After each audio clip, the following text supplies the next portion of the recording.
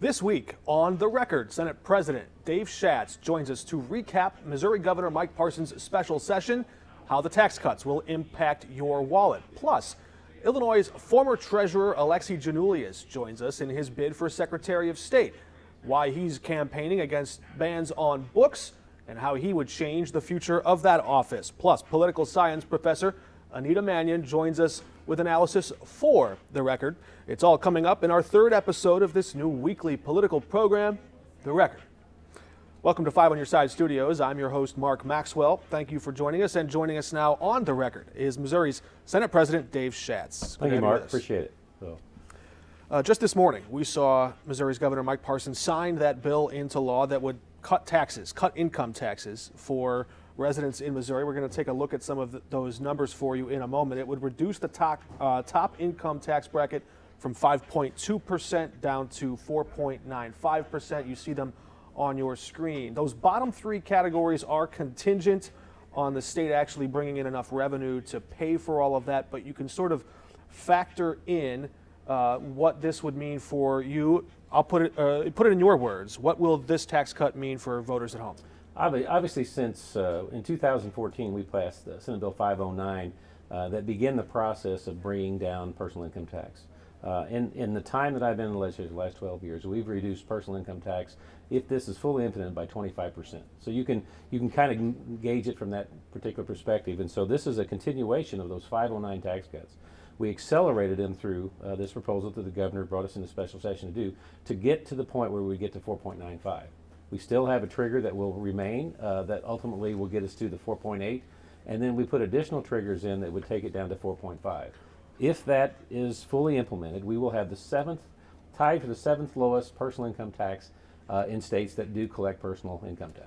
Would you agree that inflation hits people in poverty the hardest? Absolutely. I mean, but middle class, lower income class individuals obviously being hit the hardest with inflation. And so, again, this is something I think that is responsible. We've done it in a responsible fashion, but it's the right thing to do is to make sure that we're keeping more dollars in Missourians' pockets.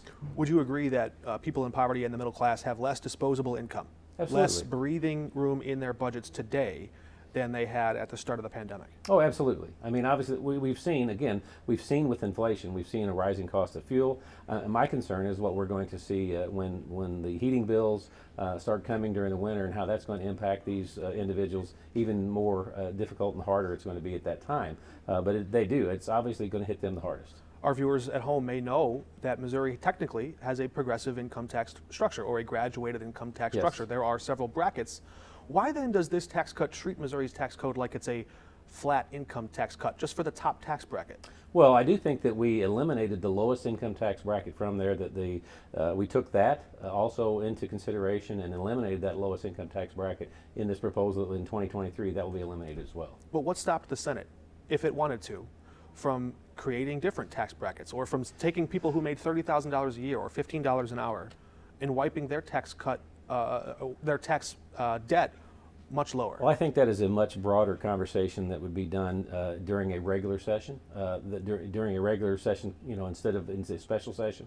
Obviously, we were brought in a special session to deal specifically with this measure that the governor proposed. And I do think that tax policy, those kinds of conversations about tax policy, should occur. And again, the next legislative session will have an opportunity to continue that discussion.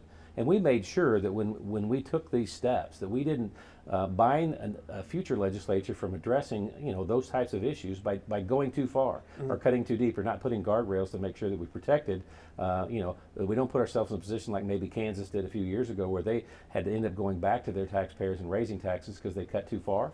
I think we've done a very good measured approach to get us in a position that we can have those conversations about those tax brackets, and even the corporate income tax, as to whether or not we would eliminate that in the future as well. I want to look at that policy in just a minute. You have to be careful when you're setting tax policy, because the big bulk of the tax revenue comes from the big middle, those people that make somewhere between $50,000, $60,000 a year, and on either side of that. So you have to be careful when you're setting those policies. But you've already heard likely some of the criticism from Democrats and left-leaning policy groups like the Missouri Budget Project, who looked at how much people are actually going to see in their take-home check.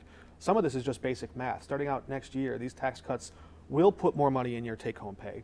If you make $15 an hour, it's going to be something like $2 to $3 every 2 weeks in your check. If you make $50 grand a year, it's going to be something like $6 or $7 in your check. But if you make $500,000 a year, you're going to see several $1,000s extra in your take-home pay because, yeah, you make a lot more. And you pay a lot. You ultimately pay a lot more in taxes as well. Good deal or bad deal?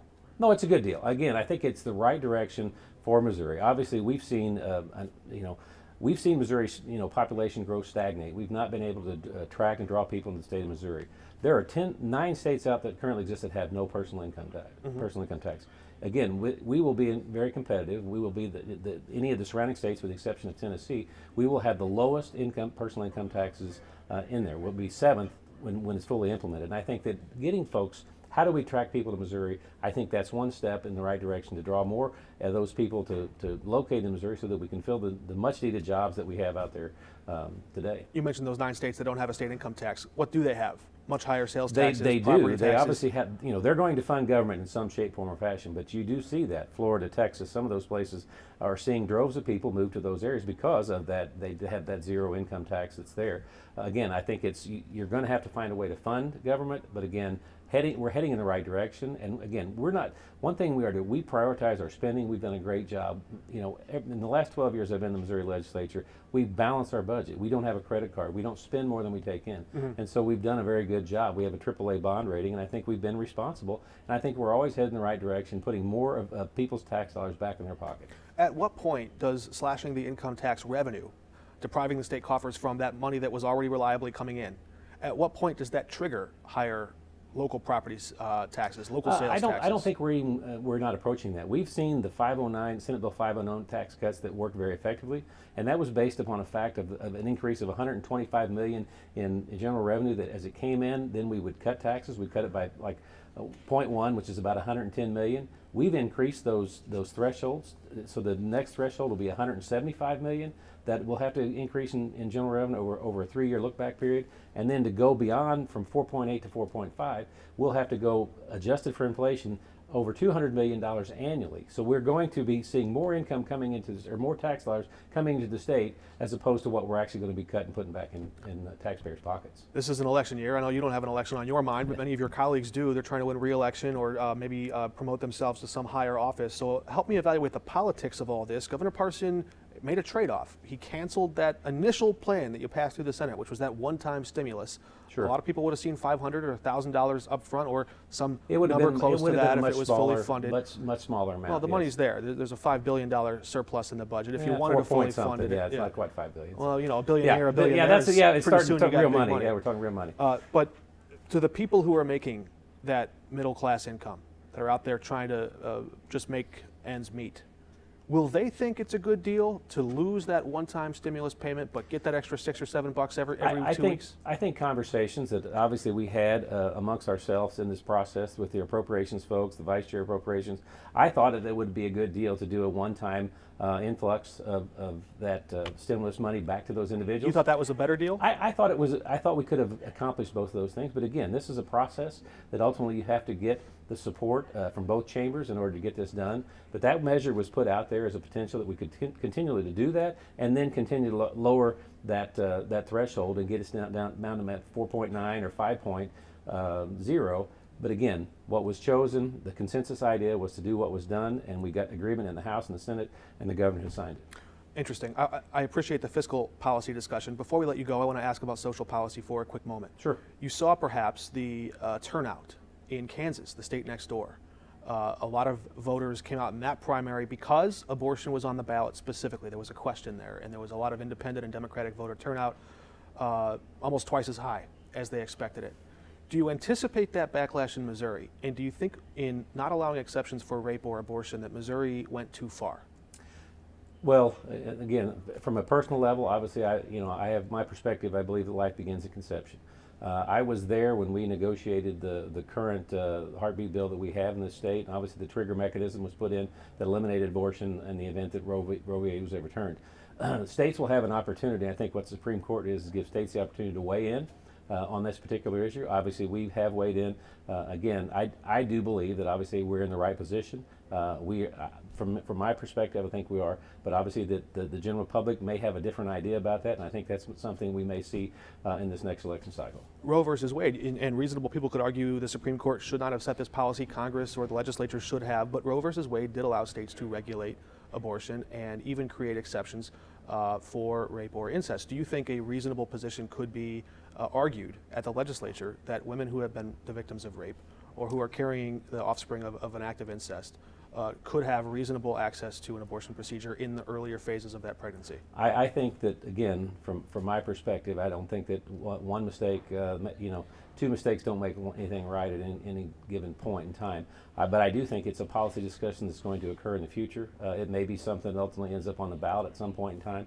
I don't see any time in the near future the legislature taking action to make any changes to what we currently have in place. Some of our politically minded viewers may know that you had some interest in this Senate race coming up in Missouri. There is an open Senate seat to replace Roy Blunt, Attorney General Eric Schmidt, and Trudy Bush Valentine. Give us your prediction. How close will it be? I think former senator, a colleague of mine, will win handily in this race. I think it'll be, I don't know the exact percentage, but I think it'll be very handily. He'll win. Senate President Dave Schatz, thank you for joining us. Thank you. Appreciate it.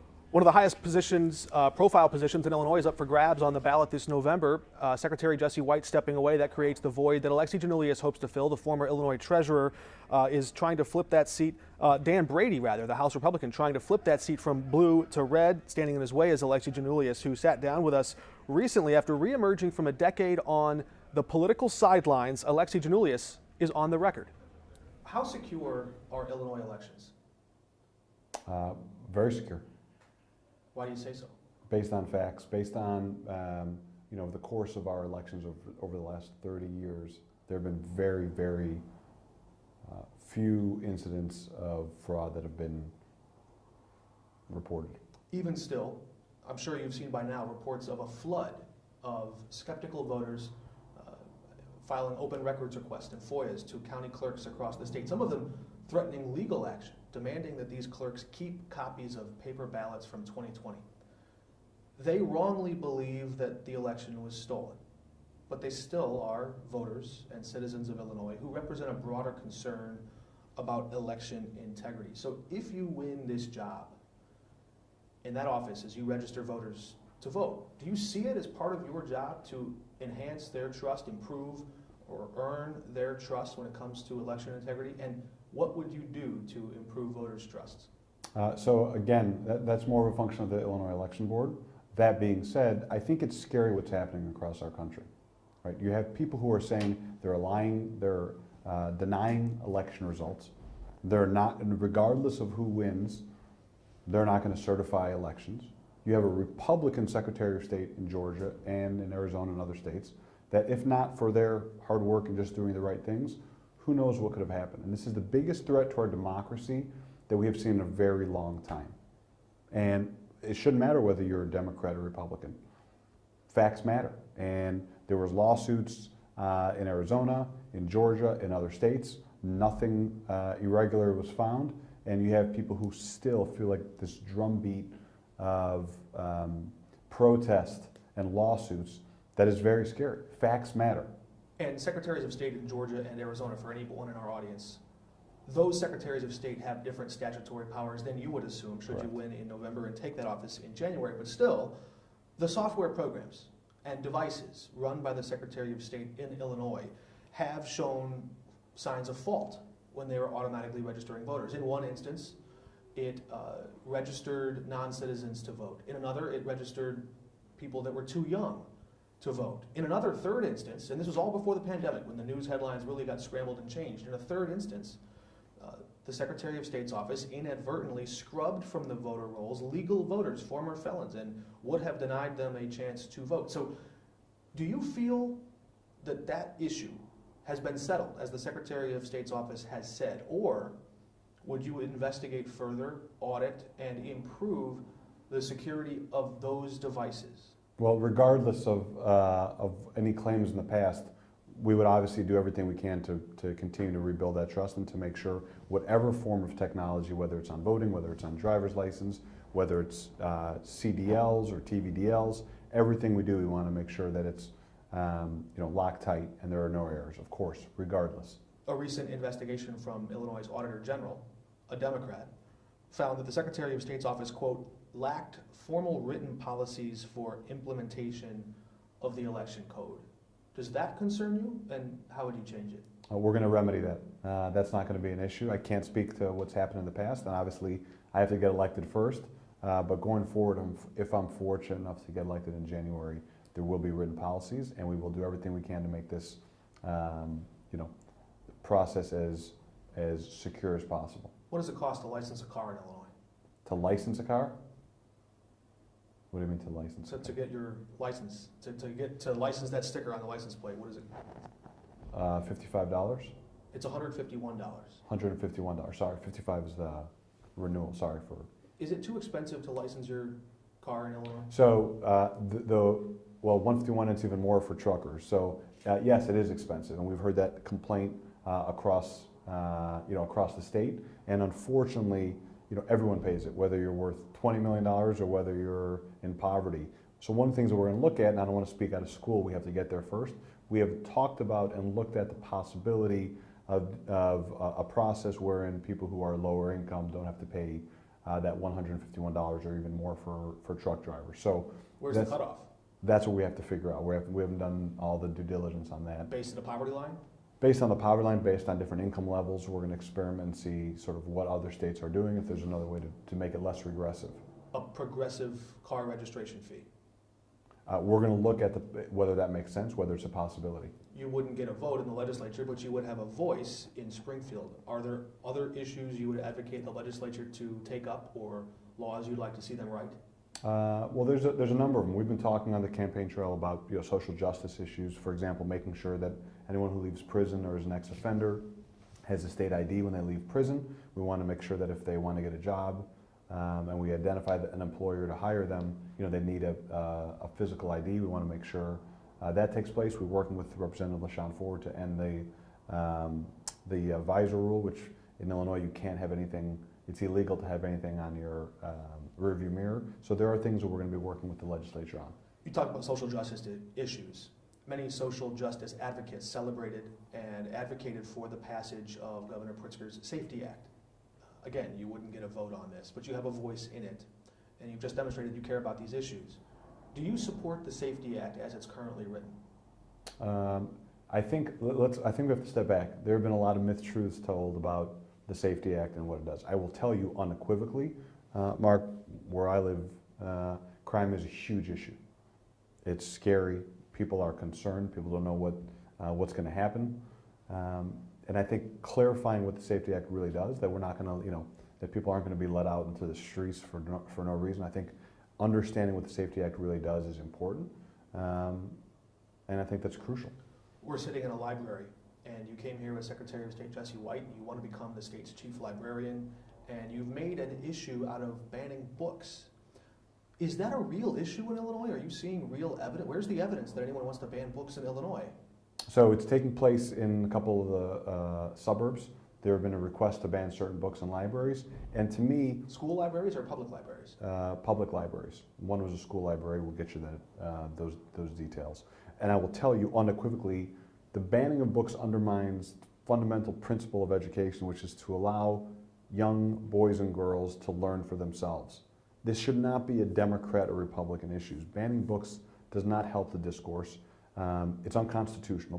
Kids should be allowed to dissect information and make decisions for themselves. I think it's horrible. It's scary. It puts undue pressure on our librarians.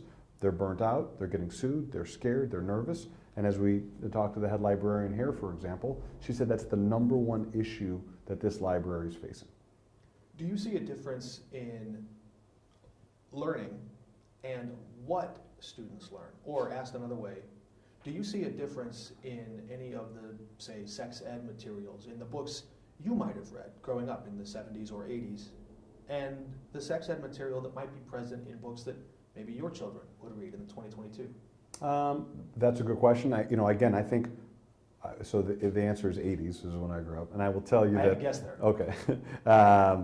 That everything was accessible. We read whatever was out there. It was my parents taught me and my brothers to read every single night. They read to us before we could read. Books were a huge part of it. Nothing was off limits. Any book we wanted to read, we were allowed and encouraged to read it and form our own opinions and come up with our own results on what that book should mean and what it means to us. A lot of families, a lot of parents do set limits for their kids. Yes, again, limits based on other issues, but to ban books universally is different than a mother and father deciding what their children for their family should be reading. We're talking about a universal book ban to get rid of books, so it's not even an option for parents to make that decision. I think that's dangerous, and it takes us a step backwards. A lot of commentators have said, maybe tongue-in-cheek, the one lesson we have learned from history, that book bans always work well. Yes, right. That is, it shows how dangerous times that we're living in. And I will tell you again, we want to make sure we open up as much as possible for kids to make up their own decisions, and to make sure freedom of thought is there everywhere.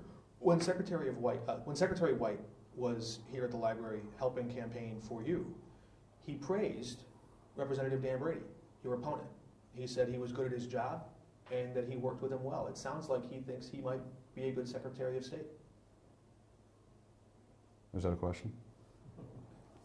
Again, I think we've been talking since the campaign began about the importance of modernization, how we're going to make sure that we put digital driver's license, digital IDs, how we're going to focus on banning books and making sure books aren't banned, and some of the things we want to do in the office. And I will tell you fundamentally, if people want a career politician who's been in Springfield their whole lives, if they think they're the person to modernize the office, that's fine. I will tell you, based on our policies and where we are, I feel that I'm the best choice. I also think the experience of having served as state treasurer and held a statewide office is incredibly important. Managing a statewide office, managing people, that experience is very beneficial. I think I bring the best of both worlds, not only private sector experience and looking at ways to modernize the way the Secretary of State conducts business and enhancing that customer experience, but also having held statewide office. I think that's experience that is relevant. I asked about Dan Brady's experience, qualifications, and Secretary White's view of him because I find it interesting that here you are campaigning against book bans. Maybe that's an easier thing to campaign against than Dan Brady's record. Well, again, the election we'll get a chance to talk about records as the election progresses, and I think there are other issues that matter too. People want leadership. Do you think he would support banning books? You'd have to ask Representative Brady that. I will tell you that I think that is a danger. I'm the only one speaking out against it, and I think that's very telling. And I will also tell you that other issues matter too. If you happen to want a Secretary of State that's pro-life, he's your guy. I happen to be pro-choice. He said he voted for Donald Trump. If you want someone who's a Trumper, then you should vote for Dan Brady. So these are all decisions that we trust voters to make for themselves. We're on the issue of abortion, and we'll wrap this up because I know we're running out of time. But you mentioned that you're pro-choice. Would you support enacting Roe versus Wade at the federal level? Yes. The Roe versus Wade standard of viability, as you understand, allowed no restrictions on abortion in the first trimester. Some slight regulations around the mother's health and safety in the second trimester. And the Roe standard allowed states to restrict and regulate abortion in the third trimester. Does that mean you would support restricting late-term abortions? I am pro-choice without exceptions. I think that's a decision that a woman has to make, and that's between her and her doctor. You know, this has become an issue. Choice is a very powerful issue for a lot of people, and I think the misnomer is no one wants an abortion. No one is saying let's have abortions. What we're saying is make it safe, legal, accessible. And the truth of the matter is Hillary Clinton used to say safe, legal, and rare. And rare, yes, of course. Again, no one wants to have one, but we're saying we have to protect those who need it. We have to protect a woman's right to choose. I think fundamentally that's what this country is all about and who we are. So to see Dobbs take our country backwards is very scary and should scare all of us. I said this once before, but I'll say it with more sincerity this time. My final question is this. Some viewers might want to know, voters might want to know, well, what in the world does the guy at the DMV, the Secretary of State, have to do with abortion? Why is this an issue in this race? How could any Secretary of State use the power of that office to eliminate women's access to an abortion? Well, again, it's you know, we're in a political world, and I think that it's fair. I think when you look at Dobbs and how the impact it's had on so many women, you're literally stripping away women's rights. It's completely fair for them to ask someone who's running for political office where they stand on a certain issue, and this is an important issue. I absolutely think it's a fair question. But you didn't answer the question. What's an example of the Secretary of State using the power of that office to limit a woman's access to abortion? How would that happen? So directly and indirectly, there are ways that it's impactful. You may have seen a couple months ago, we announced our proposal to make sure that automatic license plate readers are not used to target women who travel to Illinois or safe haven states to get abortions. We don't want these private companies to use this to target women who are traveling across state lines. Do you think that office could be used as a method of data surveillance? I think it's a way to make sure that data surveillance is used, make sure it's used properly. It is an important tool for law enforcement. We want to make sure it's used for criminal behavior or carjackings, but not to... or a mileage tax?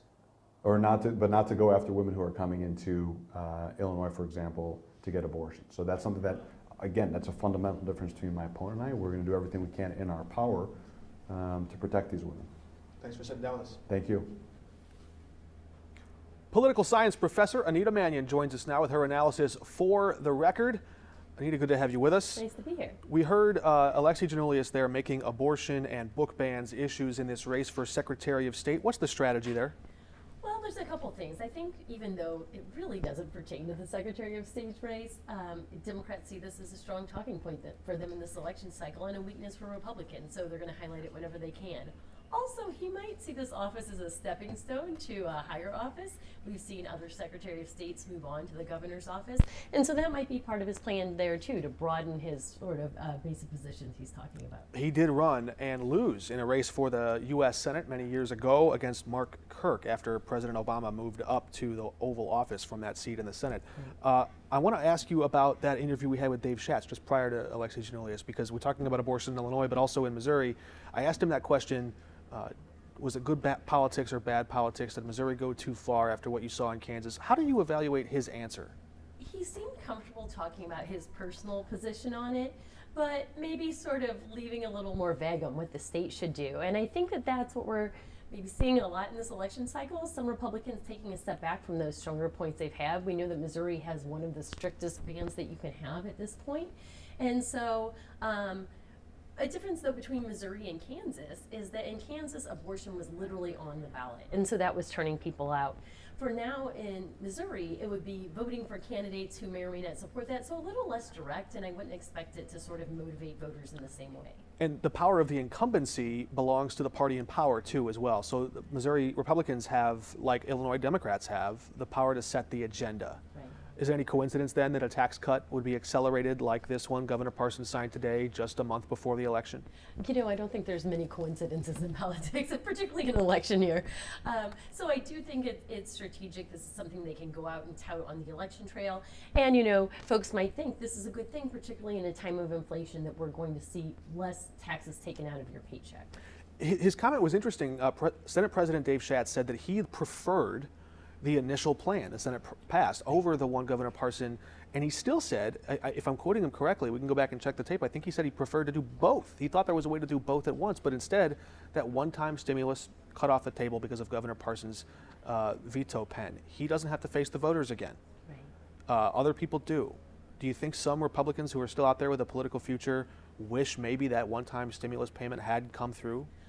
Sure, I think that that's something else that could have been touted, but I think that they will maybe reframe this tax cut as a longer-term plan where that would have been a one-time payment. And so I think that they'll still definitely, you know, want to talk about this tax cut on the trail and what they're helping Missourians, you know, with real pocketbook issues. He mentioned that progressive tax code or providing more tax relief for people in those bottom brackets is something that he hopes future legislatures take up. What are the obstacles there, as you understand them, in Missouri's tax policy, in changing, adding new tax brackets? I mean, is that an easy lift? No, it's not easy in the state. It's not easy at the federal level. There's so many different factors that go in there, and we can see that even getting people to agree on something as simple as a one-time stimulus isn't easy in the state legislature and with the governor. And so revising Missouri's tax code certainly isn't something I would expect to see just get accomplished in the next legislative session.